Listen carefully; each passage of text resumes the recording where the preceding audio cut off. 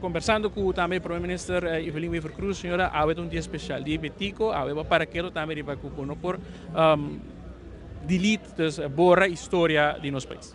Well, avete un dia grande, mi chiaro con un sacco di un feliz dia di Batico, un dia che nos celebrar, nos demonstrarnos orgullo, Curiba full un planeta grande, Aruba è un paese assim chiquito, però nos conosce un gran leader, un gran estadista, maniera Batico Cruz, con la costa grande.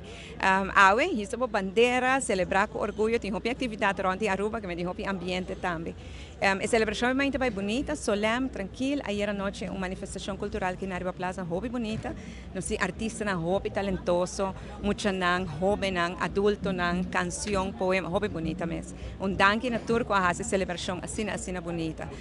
De meu discurso há uma paraqueto na diferente aspecto e faceta. Para começar, é sacrifício na grande com betico a hasi. Não somente sacrifício na personal, pero familiar também. Mas paraqueto também que está uma luta de inteira Aruba. É uma luta que vai começar, hobby para mim com betico. E me reconhecer também que tem outro político para mim com betico que dá uma contribuição na logro de status a parte, que dá uma contribuição na hecho que Aruba está um país pioneiro de nossa região. Mas mencionar o senhor Henny Eyman, que não tem chama Henny Biel, Sean A. Eyman, o Anjo Iruskin, tudo dá uma contribuição.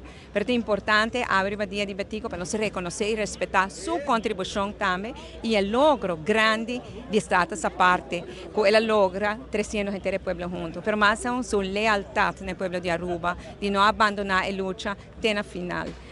Mi dichiaro che i visitando scuola, ma tanto in fulle si man promego di betico, poter riparare con hobby, ta identificare mes, pur identificare mes in betico, e pa guardo inspirante, sempre che era hobby bonita.